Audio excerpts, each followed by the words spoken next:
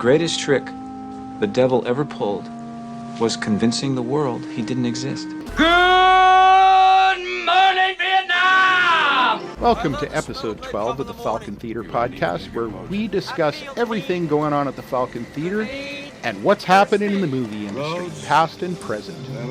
In today's episode, we're going to be discussing what is our favorite movie quote. So sit back, relax, and enjoy the show. I don't have to show you any stinking watches. Nobody puts baby in a corner. Well, hello everyone, and welcome once again to the Falkon Theatre podcast. On this, what are we on now? Episode 12? 12, yeah. Episode 12. We're coming up here this January. It'll be 1 year of doing the podcast. Really? Is it already? Did we start last January? Yeah, time sure does go by slow, doesn't it? Yeah, no kidding. Seems like this year would never end. Interesting that you bring that up, because this weekend coming up marks the 2-year anniversary that your mother and I took over managing the Falkon Theatre. And they haven't gotten rid of you yet, eh? No, I haven't gotten fired, despite my trying. Still remember the first movie I brought in was Black Adam. And although it did okay for us, overall, not very good. No. Are you bringing it back for an anniversary release, or do you got something else planned for the coming up weekend? I'll tell you what we got coming up in a little bit. But before we get there, I just wanted to talk a little bit. I always like to have a beverage before we do our podcast, or while we're doing our podcast. And tonight, I went to my Scotch cabinet, and I poured myself a nice dram of the 10-year-old Jura Scotch, single malt. And so I always like to take a look whenever I pour myself. I've had Jura before, but I always like to refresh my memory on tasting notes and that when I go to have it. It's by the way, a very nice, smooth. You'd think a 10-year-old might be a little harsh, but it's not. It's actually quite smooth. But anyway, the island of Jura, which is just off the coast of Scotland, I like the description: one road, one pub, one community, and one distillery. Like, you can't get much better than that, can you? No. Are we sponsored by them now? We aren't, but we probably should be. Maybe Jura will contact us and be like, "Hey, we want to sponsor you." Mr. Jura himself will send us the check. But one thing I wanted to just mention, and I know this has nothing to do with movies, but it just came up and I thought it was interesting. One of the tasting notes of the 10-year-old Jura is the taste of maple syrup. And really? So, yeah, being, Canadian, and we don't buy that cheap, racist Aunt Jemima syrup or whatever it's called. Actually, it is the Pearl Mining Company now. Thank you very much. Yeah, okay. We don't eat that. We buy only good, real Canadian maple syrup made in Quebec. You should try some of this Scotch on top of pancakes or waffles next. That's a great, if it wasn't for the cost, although let's be honest, maple syrup costs almost as much as a good Scotch. That's true, actually. Actually, a bottle of Jura 10 isn't bad. It's about $60 or $70. Anyway, let's move on. So what are the happenings at the Falkon Theatre? Well, like I said, we've got our 2-year anniversary coming up. And so with that, we're showing the movie Here, starring Tom Hanks and Robin Wright, which critics have been giving it bad reviews, but audiences actually seem to be enjoying it. So, yeah. I think it seems like a very ambitious thing. The thing I always appreciate about anything Robert Zemeckis has done is he tries to do something new. You know what I mean? He tries to kind of push what is, normally seen in a movie and do something just completely different, whether, it's Back to the Future, Forrest Gump, or, now like this, Yeah, I agree. So I'm looking forward to it. We'll see how it goes. I also wanted to just talk a little bit about what's happened more recently in the recent past, because since our last episode was before Halloween, I think. Yeah, it was back in October, and we had a couple of pretty good events. We had a Make-A-Wish event, which was to raise money for Make-A-Wish Foundation, which is where kids with illness get to have a wish. And we actually had a Make-A-Wish recipient at the event to talk about her wish. Her wish was to go to Hawaii, and she achieved that wish. She had a young lady had cancer, and she's still with us. Her cancer is in remission at this time, so all the best to her. Hopefully, it was awesome. really, it was great. Yeah, it was great to hear from her. Anyway, the Make-A-Wish Foundation made $6,800 at the event. Holy man! Yeah, because 10,000 is what their goal is. They have a bunch of events, and because 10,000 is the cost of a wish, so they raised 6,800 at the Falkon Theatre. Wow! Oh, that's awesome. Yeah.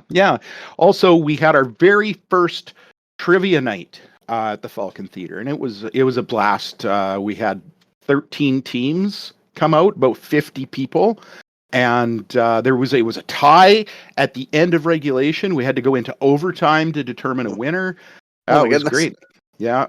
Keith Chapman and his team was the team that won. And the Band of Misfits. I forget what their team name was now. Shoot. I can't remember. Anyway, it was a great time. We probably won't have one in December here coming up, just because Christmas and all that jazz. But I'm hoping in January to organize another trivia event. So keep your eyes out for that.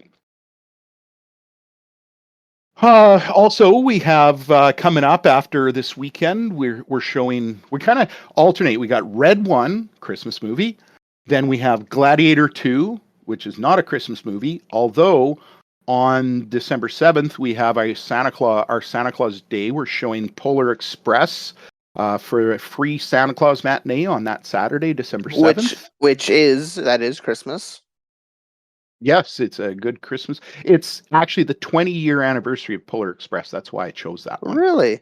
Yeah. I'll be honest, I've always a little bit creeped out by Polar Express. A little too Uncanny Valley for you, or what? Yeah, that's exactly what it is. The Uncanny Valley. Like they look like people, but they're not. Like, I don't know. I feel like they're a little too much mannequin-like, and that's just not a good combo for me. I'll be honest. You've never liked mannequins ever since the. Why do they look like people? ever since. Why did they keep looking at me, grabbing me?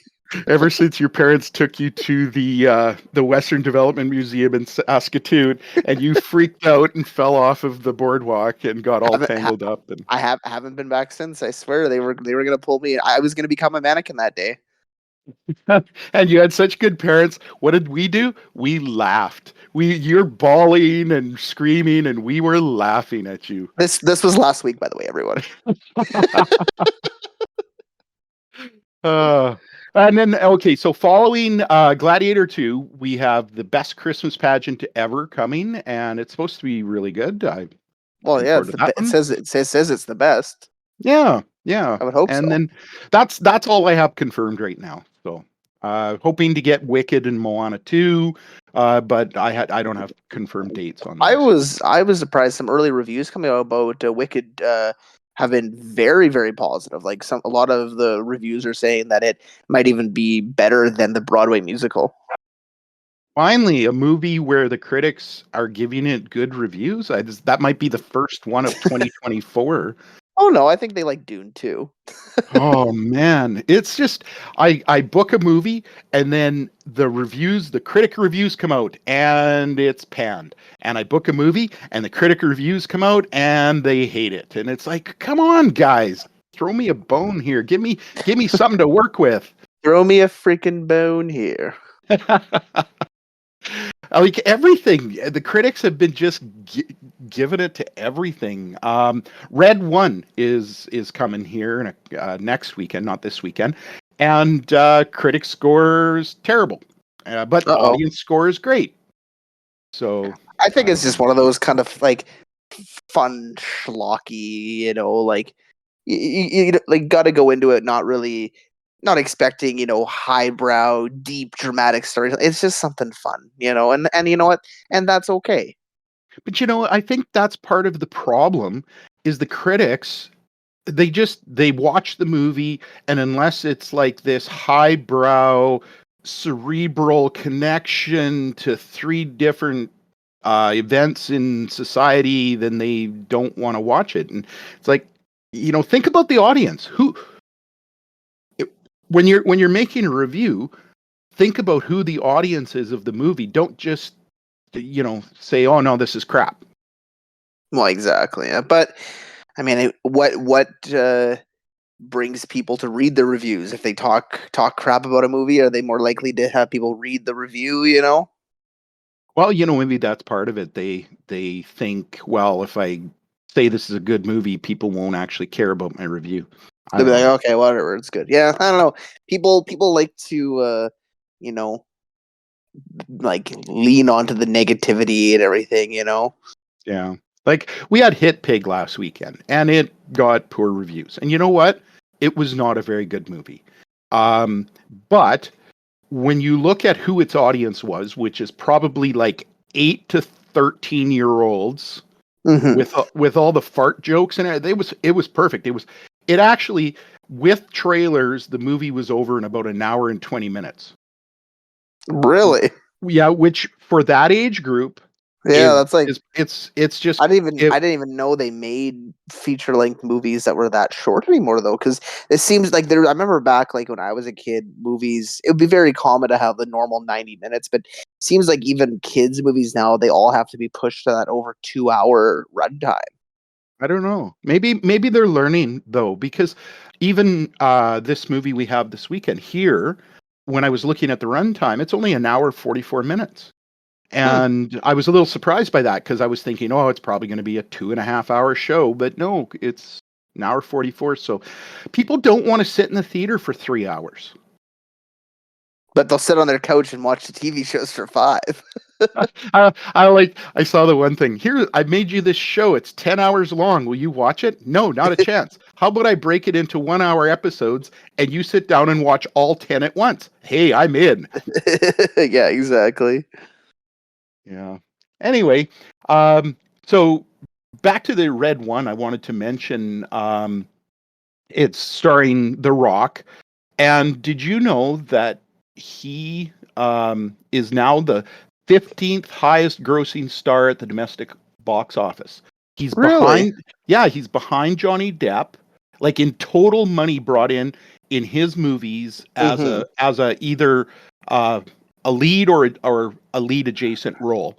He's in the 15th spot, so he's right below Johnny Depp, but he's just past Eddie Murphy and Steve Carell. I'm actually surprised Steve Carell's that high. I guess the Despicable Me movies. Yeah, perhaps. I agree. When I saw that, it surprised me a little bit too.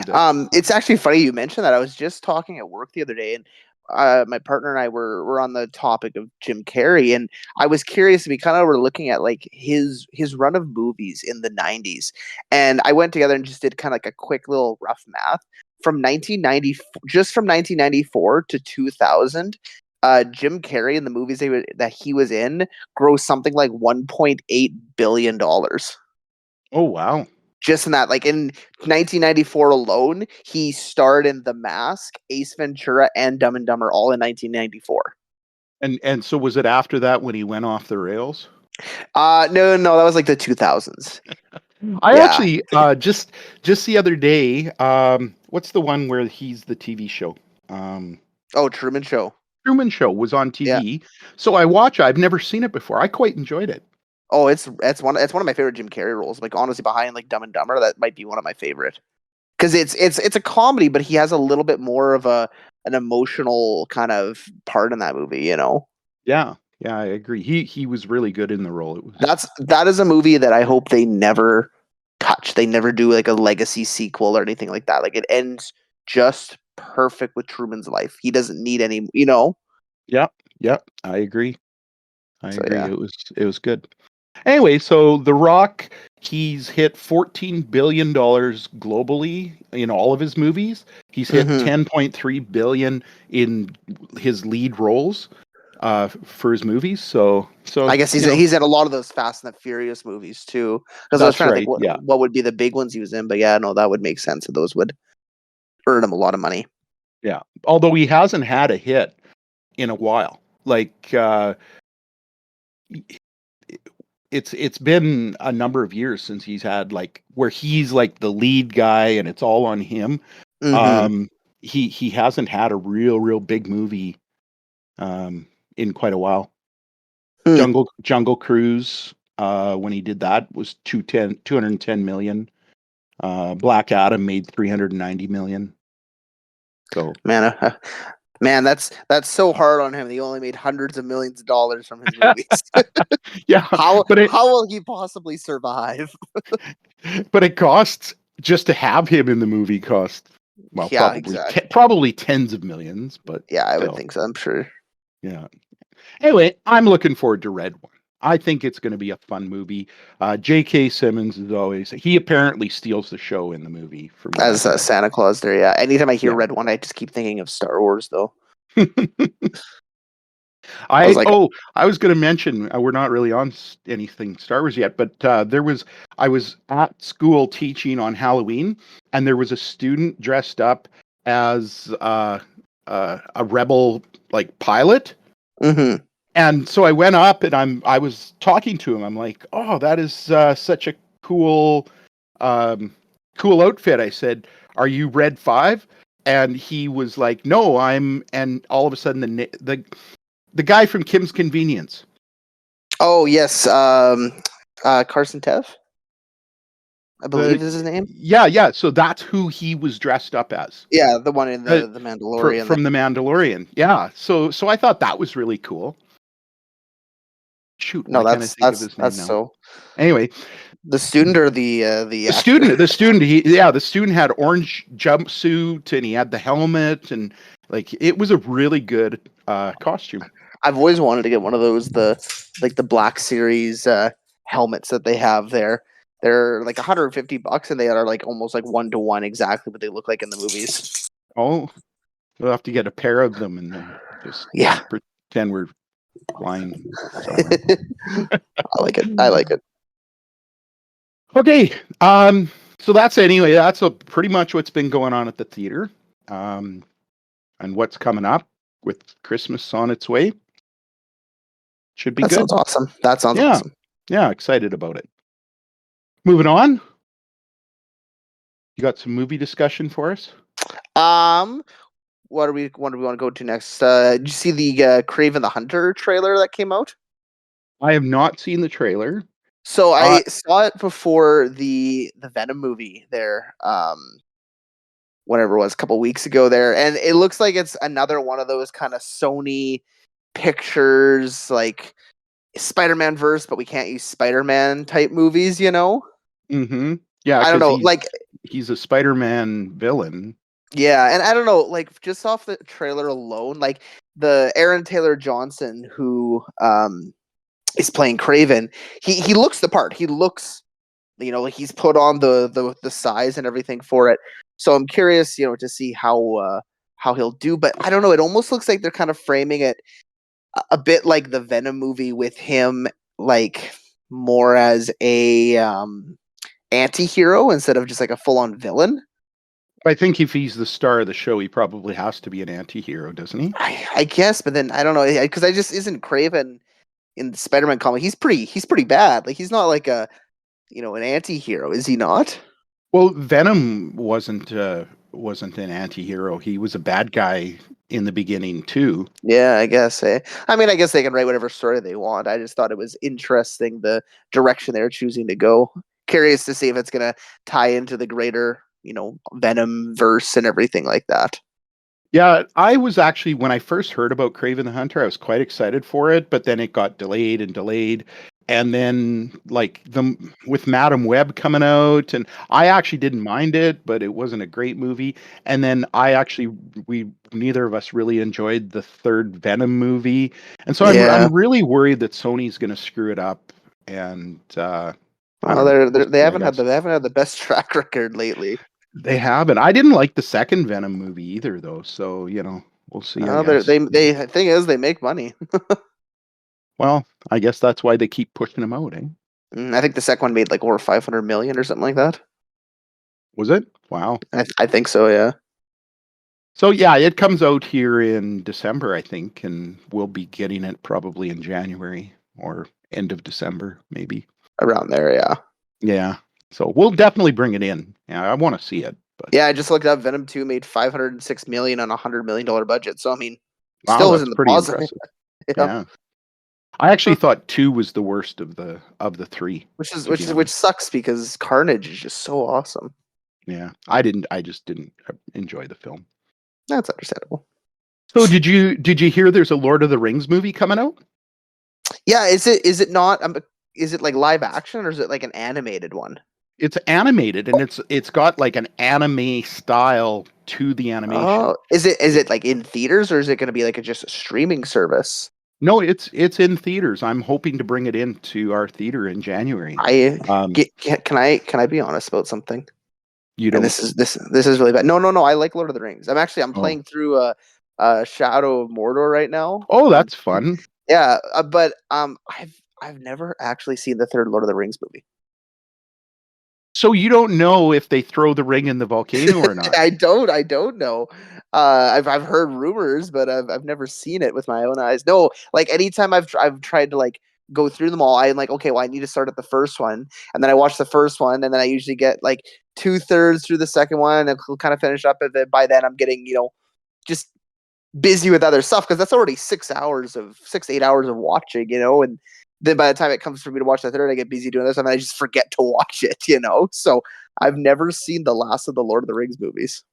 I have watched all 3 many, many times. I'll have to maybe I'll have to sit down. Maybe I'll just have to go right to the third. The third one is the best of the 3. Which is pretty impressive. Pretty impressive, like for a trilogy. Like not often is the third, the best. Well, but it was all pre-planned, right? It wasn't they were more the third act of the story. It is absolutely, yeah. And I know lots of the Lord of the Rings purists have issues with the movies. I love all 3 of them. They're 3 of my favorite movies. Anyway, so this animated movie that's coming out is called The War of the Rohirrim, and it's about it's a few hundred years before the Lord of the Rings, the one like that everyone's familiar with. Yeah. So it takes place in the past, but kind of similar to like the House of Dragon with Game of Thrones kind of type thing. I suppose, yeah. Although House of Dragon's terrible, but although that's a different discussion. Yeah, it is absolutely. Anyway, so I just wanted to bring up something that I found out that I thought is really cool, and that is that in it they're going to be using Sir Christopher Lee's voice to voice whatchamacallit. All of a sudden his name is Saruman. Yeah, it's like, oh, it's my favorite movie. I can't think of character's name. Oh, right, Sauron. Not Sauron. No, Saruman. So Christopher Lee played him in the movies, and so you might think, oh, well, are they gonna digitally create his voice? No, what when they did the previous movies, they had enough recordings of Christopher Lee's voice that they actually are going to use his original voice and his speaking in the new movie or in the animated movie. Interesting. So is this a whole new story in the Lord of the Rings world, or was this based after like a Tolkien writing or Tolkien like kind of lore of Lord of the Rings? Okay, so I'm not a Tolkienist. Like I don't know the lore. I've never read the Silmarillion. To be honest, I don't even think Tolkien was that good of a writer. I find his books hard to get through. But I don't believe this is a Tolkien story. I believe, but don't. If anybody's listening and they're going, well, Dean said, no, I don't know that, but I believe this is a story that's been written just to tell a story about Lord of the Rings. Like it's not one that Tolkien wrote. Now, Christopher Lee's widow, his wife, gave permission to use his voice gave permission to use his voice from the unused footage from previous before she passed away. She's since passed away, but she gave permission before that. So I think that's really cool that they're not creating it from AI or from like they actually have recordings of his voice that are going to work for this movie. And I feel like Peter Jackson too is somebody who very much like respects the craft, Oh yeah. Well, He's yeah. well. I don't think he's gonna be trying to cut the corner. He wants to put. He cares about it. I would hope. Like I love what he did with Lord of the Rings. I hated The Hobbit, but that probably wasn't his fault. No, I'm gonna assume a lot of studio meddling. Yeah, well, the director got fired or quit, and then they brought him in at the Right. last minute Oh, to right. finish Yeah, I it, forgot about that. and it was terrible. Um, but also, I mean, Peter Jackson's King Kong was. I hated that movie too. You know So what? But at the end of the day, I also think he does like he does like to pay that true homage. Like there's the whole bug scene, which was the deleted scene from the original King Kong. So he has a knowledge of the source material. So I mean, I think he would. And I guess I don't know if he's ever really done anything animated before, though, has he? not that I know of, but I guess we'll see how it Yeah. goes. Interesting, though. Oh, I was just reading that. Have you watched the Equalizer franchise with Denzel Washington?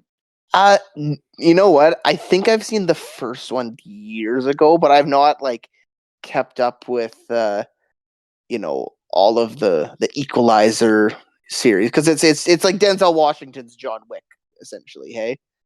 Kind of, yeah, yeah. Like there was the Equalizer movie that came out in 1980, or sorry, not movie, TV series that came out in 1985. And then this movie is based on kind of the same character. Really, I didn't actually know that it was based after a TV show. Yeah, yeah. I remember that because I was like, a young teenager, so I remember the Equalizer TV show and Mm-hmm. quite enjoyed it. Anyway, I've enjoyed the Equalizer movies, but the thing is, the last Equalizer movie was, in my opinion, the perfect way to end the Equalizer movies. Are they almost gonna pull like a Toy Story 4 type thing? But they're according to Denzel, Equalizer 4 and 5 are in development. Okay, well, I'll. I mean, hopefully it's not just a money grab. Well, I'm sure it'll be, Equalizer, but it's like the third one ended just perfect, and it Yeah. shouldn't. They and you know what? Hardly anybody came to it because nobody even really knows who the Equalizer is anymore, and Mm-hmm. Denzel isn't the draw that he used to be. No, So exactly. Like, yeah, he's he's a great actor, but I don't think he has that Hollywood power as much as like you said, as much as he used to. certainly with the younger crowd, he has no draw anyway. He's getting Yeah, to be no. an older dude. Yeah, it's true. Okay, so what have you been watching, son? Funny enough, it's an older movie, but I just recently watched Tombstone for the first time, and Really? I loved it. Like I was like, oh my god, like how have I waited so long to watch? Like Val Kilmer was so good in it. Like it kind of breaks my heart knowing that like he's so sick now with his cancer and everything. But I was like, man, he is fantastic. He was a really good actor. He is, yeah. I've never really followed like the movies that he's been in too closely, but like after I watched it, I was kind of like looking at it, and like I didn't realize like how big of a star he was in like that 80s 90s kind of era. Yeah. No, he You know, absolutely. I mean, so he was Batman. Top Gun, he was in Top Gun. He was Top Tombstone was. Gun. Yeah, no, he was. I'm like, I was honestly, I was very impressed with Tombstone. I was like, this is a such a wonderful Western movie. Although it's funny, like watching it, and I didn't even really realize at the time, but like so at my work we're doing a Movember right now, raising money for that organization. So I'm like looking at it with all these guys' fancy mustaches, and I'm feeling a little self conscious about my own uh mustache that I got going on right now. So And what you said about your coworker, he probably would fit in Tombstone, though. yeah, I got a coworker that's got one of those olden timey kind of twirly wax mustaches. So he would definitely like you put a cowboy hat on him, he would be able to fit in with the Tombstone world. You got mustache envy. Yeah, exactly. So, no, yeah. Other than that, I don't really know. Well, good on you to be doing the Movember thing, though. That's awesome. Yeah, it's honestly it's pretty great. Like our Regina EMS, we've raised I think 18,000 last year, and we're already over 10,000 for November here. That's awesome. And so, people, if you're hearing this, there's still some time left to donate. You could go to Got uh, a week and a half left. the Regina EMS. Do they have their own Facebook page on it, or do they have Well, to go to you? there. I can post. I can send you a link, and we can post it in the um page post here about if people are wanting to donate. If you do, thank you so much. That's awesome. Because yeah, no, it's Tell Regina people EMS has what been. is it raising money for? Well, the two aspects. One for a big part of it is for men's mental health, and the other part of it has to do with like colon cancer and just getting the stigma behind men getting tested for things because it is one of the largest killers for men. So yeah, I mean, Regina has done quite well. There's a little bit, I think, of like a friendly competition among other, you know, emergency service organizations in Canada, and I mean, not to brag, but Regina usually is blowing the other teams out of the water. So yeah, I think, like I said, I think we're already over 10,000 raised. So I'll put a link if you want to donate to me or the team, either one. I mean, if you donate towards me, it makes me look really good. So that's pretty cool. But any money is better than no money. So Yeah, yeah, no, you'll get me the link, and I'll post it with the podcast, and I'll post it on Facebook for yeah, people. awesome. Yeah, absolutely. That's a great Uh, thing.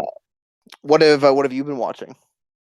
So I've watched a few things. I watched Alien Romulus, which I thought was good, but it did really poorly at our theater. We had about 30 people all weekend, and it's just, well, scary movies just don't do well at our theater. I've had kids asking, "Can you bring in Smile 2 and Terrifier 3?" And it's like nobody will show up. So, Mm-hmm. it's, and I'll show up. I'm like, okay, so there'll be two of you. It's not, I If don't you know. want to pay $200 for the movie. We actually made more money with The Crow than we did with Aliens Romulus, which Really surprised the interesting. heck out of me. Yeah. Huh. Well, that's unfortunate, but Anyway, so I watched that. I watched Hit Pig, which again, like I talked already. not Um, not the target. yeah, I watched Long Legs on your recommendation Oh of God, watching Long Legs, one of my favorite movies of the year. and I liked it, but it definitely wasn't one of my top movies. That's understandable. That's fair. I think I've watched it 3 times, and every time I go back to rewatch it, I'm picking up and noticing more things that I missed the first time. There's so much just hidden detail tucked away in the movie. Yeah, it is a really good movie. I just saying I didn't love it No, is that's all. understandable. Yeah. Now, a movie I recently watched that I did love, we watched, your mother and I watched Saturday Night. Oh yeah, I've wanted to see that. Oh gosh, it was so good. Like it's the, if you don't know what the movie is, it is the couple hours or 90 minutes, I think it is, leading up to the first episode of Saturday Night Live airing on NBC. And all of the things that Lorne Michaels is going through trying to get the movie to start, like, or the TV show to start. And the acting is fabulous. The guy that plays Chevy Chase he played the Riddler in the Gotham series, and he Oh, is okay, yeah. yeah, he's fantastic as Chevy Chase. The guy that does Dan Aykroyd is pretty good. He didn't really look like Dan Aykroyd, but he had the mannerisms. Um, Gilda Radner was awesome. And shoot, brain fart. Anyway, doesn't matter. It's a really good movie. It's really well cast, and the whole thing, you're just like on the edge of your seat. Like, they're going to get there, but it's just like keeps you on the edge Yeah. of your seat. Oh, And Willem Dafoe plays like the one high mucky muck guy, executive guy. executive guy that wants to stop it. and he's fantastic as well. Oh, that's awesome. Yeah, that's one I've wanted to check out. And then I guess we could quickly talk about our kind of exciting news for our Christmas episode we'll have here next month. Yeah, well, you and I, not together because you are in Regina, but we both watched the movie Just Friends recently for Christmas. And I'm actually requesting that we get the movie into the Falkon Theatre. So I haven't gotten confirmation on it. So I'm not going to give a date because I'm waiting for confirmation. But I want to bring it in as like a free Christmas movie like we did last year for the National Lampoon's Christmas Vacation we brought in last year. So I'm wanting to bring in Just Friends this year. And I guess there might be people who don't know kind of why Just Friends is kind of a neat thing to have at the theater. It was filmed, well, a little bit in Los Angeles, but like majority of the movie was filmed here in Regina and in Moose Jaw. Even though the movie takes place in, I think, like New Jersey, I think, or something like that, somewhere in the East Coast, United States. There's a lot of, so watching it, I was like, oh yeah, I know where that house is, or oh yeah, I know where, like, what they use for the hospital in this location. So kind of an interesting, a lot of corner gas actors had some small roles in it there. So that surprised me. I didn't realize that it had like Hank from Corner Gas. I can't remember what his actual name is. He plays Hank. It's like for Frank Ewanin or something like that. Yeah, I would have to look it up. But a little story about Just Friends and kind of part of where this all came from. When your mother and I were in Charlottetown, Prince Edward Island. No, sorry, it was when we were in Halifax. We were in Halifax. We toured the Alexander Keith's Brewery. And while we were there, I met this couple from California. They were retired teachers. So, we got talking. And I said, well, I'm from this province out in Western Canada. It's called Saskatchewan. And they're like, oh, we know where Saskatchewan is. And I'm like, really? Because often, Southern America, people from South don't usually know Canada that well. But not South Americans, people in the southern part. No. Southern part of America don't necessarily know where. Although I'm sure a lot of South Americans don't know about Saskatchewan, but I don't know many South Americans, so I can't comment. But anyway, so I'm talking to this couple. I'm like, oh, so you do know where Saskatchewan is? And they're like, yeah, they said our son-in-law produced the movie Just Friends in Regina, and he hated Regina because it was so cold. Well, yeah, I was watching it. I'm like, they definitely filmed it in the winter. Like, it wasn't, a lot of times movies use like that fake snow kind of look, and no, it was very obvious. There were a couple scenes where it looked like fake snow, and those might have been done on the lot or something. Yeah, it almost looked like a set. Some of those. But you're right. When he's driving on the streets, it's like, oh yeah, that's the streets of Regina because they're not plowed. Can't tell me about it. just like right now in Regina, hey. Legitimately, people just seem to figure out how to drive for snow of the year, but. Yeah. So anyway, we're going to talk more about Just Friends after on our next episode. I think we'll probably talk a little more about Just Friends. Yeah, no, I think that's a good idea. Yeah. Hopefully I can get it in. Fingers crossed. So what do you know, son? Well, so I was reading, it kind of had to go off of a little bit what we were talking about last episode when we were talking about, some of the stuff regarding silent movies. And so I was kind of reading, and something I thought was really interesting.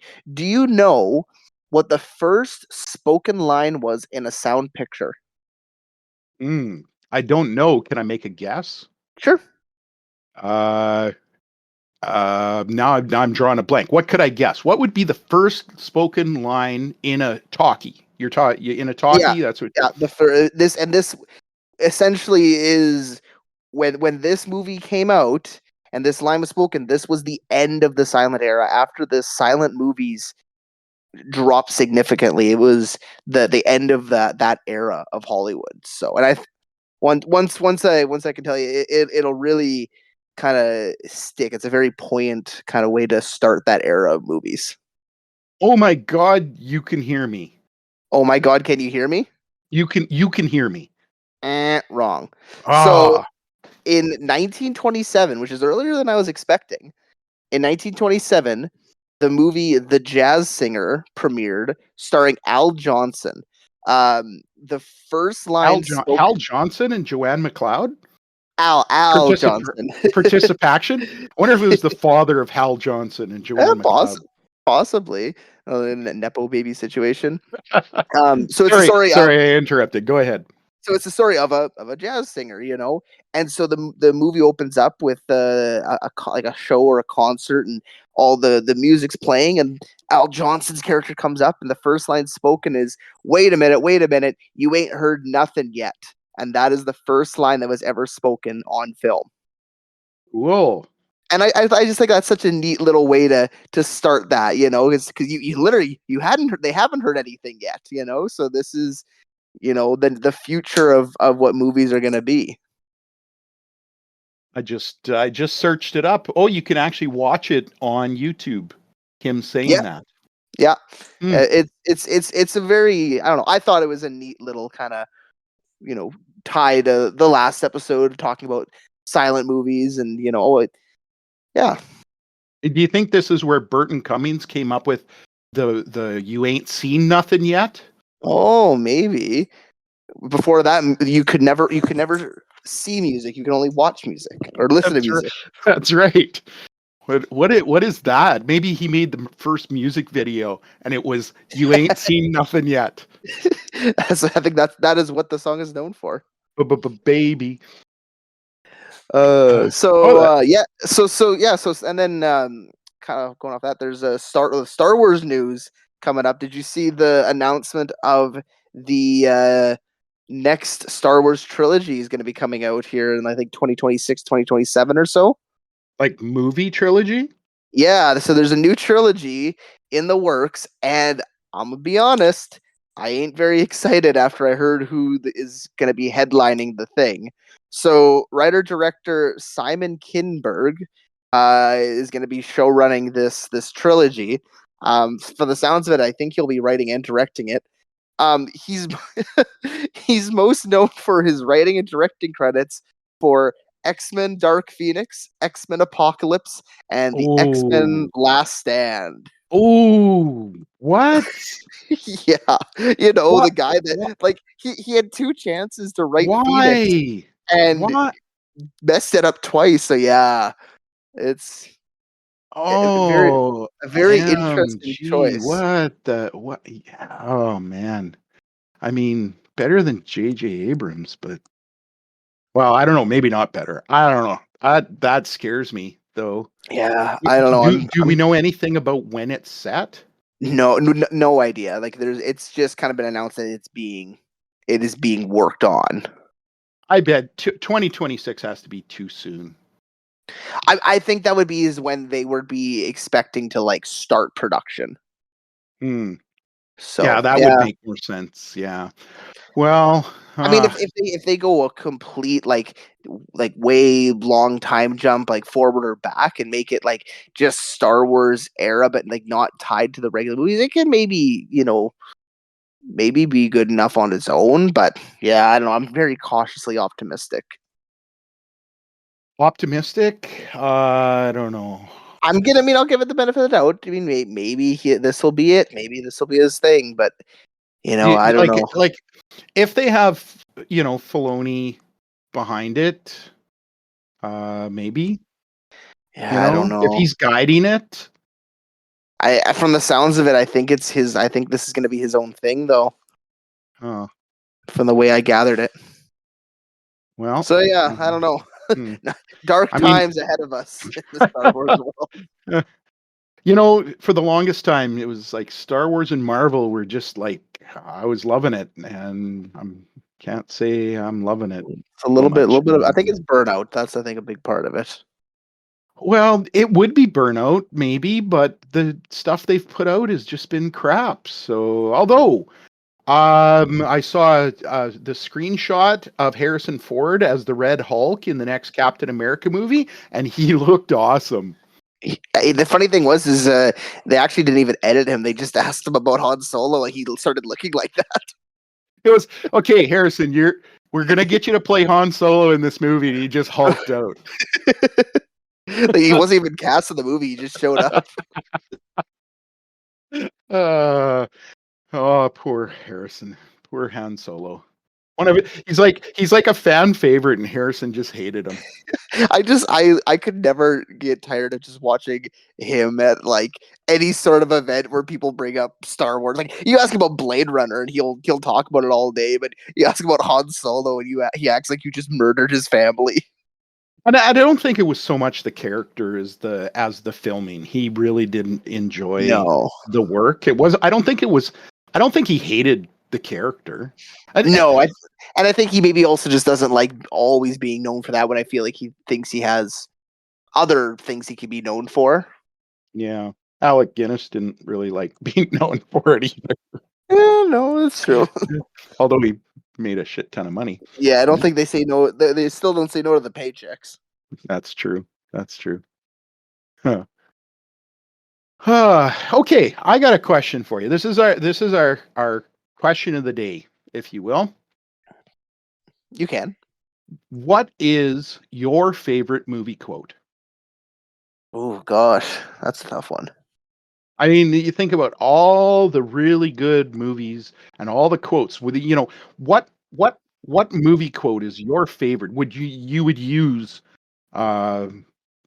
in a day-to-day, like the one that I would quote the most type thing? Hey, well, I mean, it might be the one you quote the most, but one that you definitely would quote in a day-to-day kind of setting. I feel like there's so many that I actually do say in a day, but I just now thinking about it, and I'm like, I've forgotten about all of them. Mm-hmm. I guess one that I say a lot, and I have to go back. I haven't watched the movie in a long time, but it's still one of my favorite bits in a movie. From This Is Spinal Tap, when they're talking about the amp, and the guy's interviewing him, and he's talking about how they can play their music louder because they can turn their amps go all the way up to 11. And I make that joke lots where I'll go like, oh yeah, let's put up to 11 or something like that to really work hard, and no one ever understands the reference. Nobody your age has probably seen Spinal Tap, for one thing. But I've made the joke at the hospital where there is people 20-some years old, and no one. I think I've had only one person ever. I've one person be like, oh yeah, Spinal Tap, But yeah, no, it's what I would say. That's probably the one that I quote often. I just love that whole bit. Your brother would get it. He would get that one. What about you? Well, the movie that I quote the most is probably Pulp Fiction. On a day-to-day basis. And that's just the F word parts. No, it's that is a tasty burger, and anyway, there's a ton of them that I can quote from that movie, but that's not my favorite necessarily. My all-time favorite quote, and I use it sometimes, but not that much because it doesn't really work into everyday life, if you will, is from the Western The Outlaw Josie Wales, starring Clint Eastwood. And it's just my favorite because of the way it is delivered. So I got to set it up a little bit. If you've never seen The Outlaw Josie Wales, Clint's an outlaw, and there's bounty hunters looking for him, and he's in a saloon, and this young guy comes in, and he's like, "You Wales, there's a bounty on your head," and he's like, "Yeah, I know, blah blah blah." Anyway, Clint looks at him. He says, "You don't have to do this." And the kid turns around and walks out of the saloon. And then a moment later walks back into the saloon and looks at Clint and says, "Well, guy's got to make a living." And Clint looks him up and down and says, "Dying ain't much of a living, boy." And the first time I heard it, it just made me laugh so hard. It's like my favorite quote. Dying ain't much of a living. Yeah, that isn't really a line you can use. I mean, I could use that in my job, but yeah, not so much in your line. Yeah, at school doesn't go so well, but yeah. So that's probably my favorite quote. There's another quote from that movie I wanted to point out as well, and that's from good Canadian actor, Chief Dan George. Chief Dan George, he's talking to Josie Wales, and he says, "Endeavor to persevere," they told us. And it's a line that my friend and I say to each other, and I always kind of wondered, like, what does that mean, endeavor to persevere? And I actually looked it up, and this is the definition of endeavor to persevere: to persist in a state, enterprise, or undertaking in spite of counter influences, opposition, or discouragement. So essentially, like keep pushing forward regardless of like the challenges ahead of you, type thing. Hey. Right, and so this was given to Chief Dan George, to the First Nations, that despite all of the discouragement and opposition, you have to endeavor to persevere. And I always thought that was a really cool quote from that movie. Yeah, no kidding. Hey, well, they certainly don't make the movies like they used to. Hey. Yeah, well, yeah, they definitely don't. But sometimes that's good, and sometimes that's not. If they did, they'd be like, "Wait, they already made this movie in 1976. This is The Outlaw Josie Wales. Why are we making it again?" You know what? The Outlaw Josie Wales is probably a movie they could do again. And I say that lightly, but because I usually don't like remakes of movies. Starring Dwayne The Rock Johnson as Outlaw Josie Wales. I thought you were gonna say starring Clint Eastwood. You know what? That would actually be cool. I would pay to see that. Oh. Him in a nursing home. I used to be a cowboy. Okay, Mr. Wales, let's get you to bed. Mr. Wales, stop taking other people's pills. But I'm an outlaw. Okay, get the needle. Anyway, another good quote, one that I absolutely love, again from Pulp Fiction. Marcellus Wallace, "Are you okay?" "No, man, I'm pretty fucking far away from okay." It's Tarantino just has such a way with words. I think there's so much in all of his movies that they're so highly quotable, just in the way he uses dialogue to tell the story and to like show who a character is. Yeah, no, absolutely. So before we sign off here, I just want to give some exciting news. You see, for the next podcast, which we're hoping to do here in December, Noah and I are in talks to have a special guest join us for the next podcast. Yeah, this is. It was a little surreal, and I'm still like, I don't know. It doesn't feel like, for as small of a podcast we are, to kind of get this opportunity to talk about this is, I don't know. I'm excited. I've been thinking about it a lot, and I'm really excited for this to happen.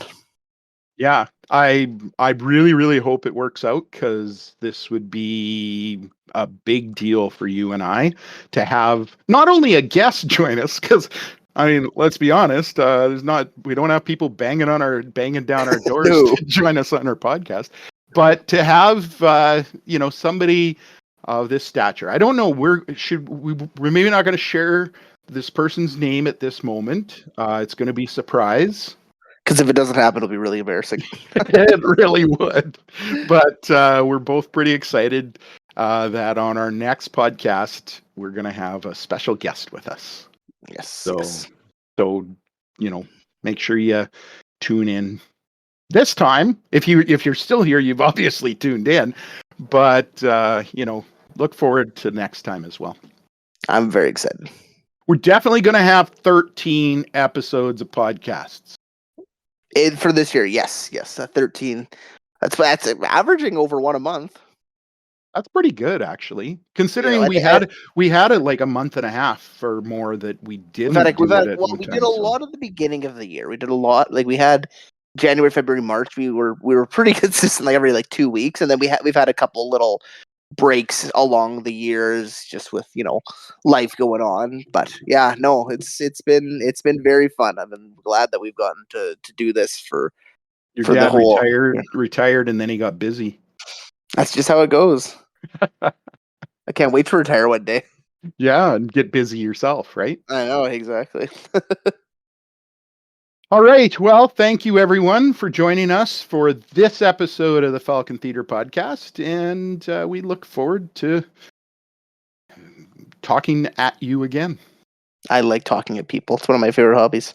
I did it for a living for 31 years. So, yeah. I do it for free. See you at the movies.